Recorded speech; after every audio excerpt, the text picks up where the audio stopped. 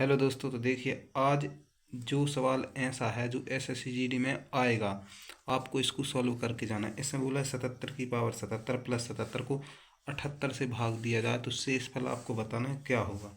तो देखिए कैसे सवाल करते हैं। सवाल बोला है 77 की पावर 77 प्लस 77 को आपको भाग लगाना है 78 से।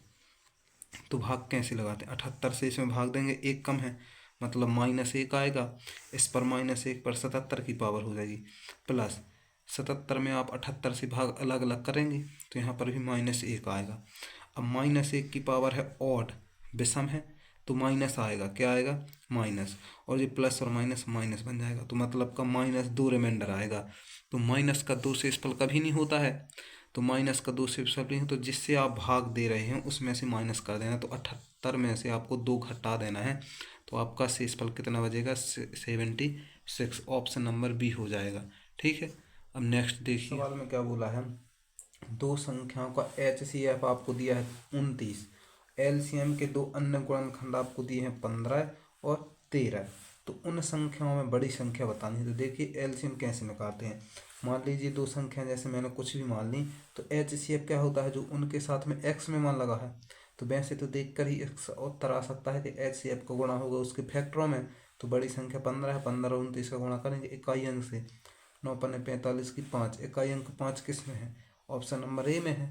अगर इसको पूरा करना है तो 15 का गुणा किस में करना है, 29 में, तो ये बड़ी संख्या आ जाएगी। अगर इसमें पूछा होता कि एलसीएम कितना है, एलसीएम कितना है, तो एलसीएम कैसे आएगा, दो फैक्टर तो ये हो जाएंगे और एक हो जाएगा 29, तो ये आ जाएगा एलसीएम। लेकिन आपसे बड़ी संख्या पूछी थी तो ऑप्शन नंबर ए हो जाएगा। जस्ट आपको इतना ही करना है, ठीक है। अब देखिए इस सवाल में तीसरा सवाल है। एक परीक्षा में 20% अंक प्राप्त करने वाला एक छात्र है जो 30 अंकों से अनुत्तीर्ण हो गया, मतलब फेल हो गया, परंतु एक अन्य छात्र, दूसरा छात्र 32% अंक उसने प्राप्त किए।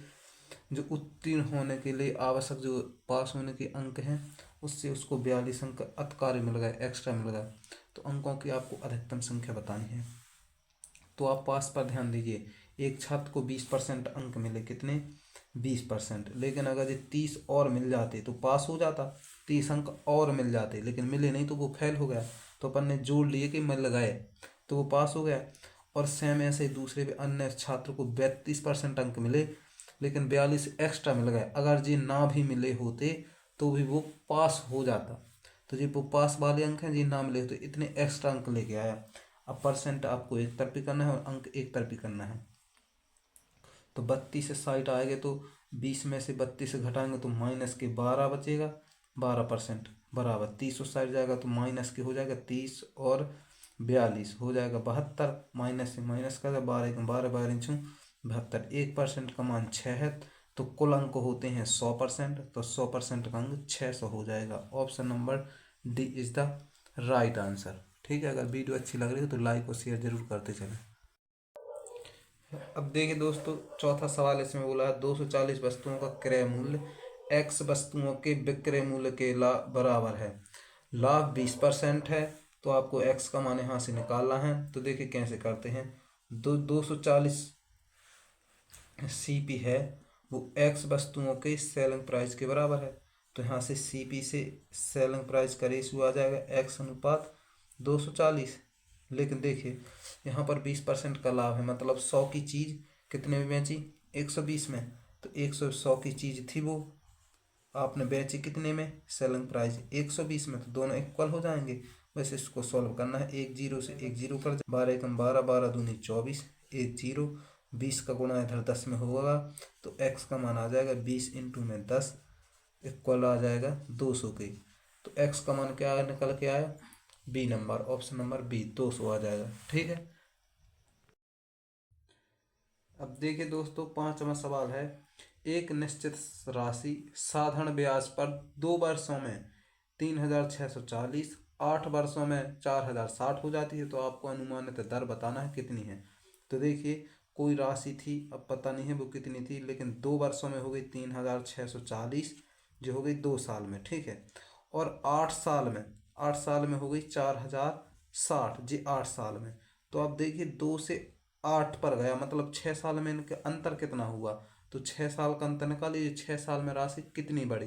तो इनका अंतर लीजिए, 4060 में से 3640 घटा दीजिए, तो आ जाएगा 0 2, 10 में से 6 जाएगा 4, यहाँ पर कुछ नहीं, 420 रुपये ब्याज मिला 6 साल में। तो 1 साल में कितना ब्याज मिला होगा, 6 से काट देंगे, 6 7 42, 70 रुपये। 1 साल में ब्याज मिला 70 रुपये, तो 2 साल में कितना मिला होगा, 2 से गुणा कर देंगे तो 140 ब्याज मिला 2 साल में। तो देखिए यहाँ पर 2 साल में ब्याज होके इतना हो गया था। तो आपको वो पहले राशि बता दीजिए कि 2 साल में कितनी थी। तो पहले वो निकालिए आप राशि, तो इसमें से 140 आप माइनस कर देंगे तो आपको मिल जाएगा वो राशि 0 0 5 3। तो 3500 रुपये राशि थी, 3500 रुपये राशि थी।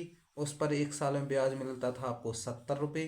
तो परसेंट में मान लेके आप 100 का गुणा करेंगे, 2 जीरो से 2 जीरो कट जाएगा, 7 एकम 7, 0 का 0, 7 पंचे 35, 5 एक 5, 5 दूनी 10। तो दर कितने परसेंट आ गई, 2%। Option number B is the right answer. समझ में आया।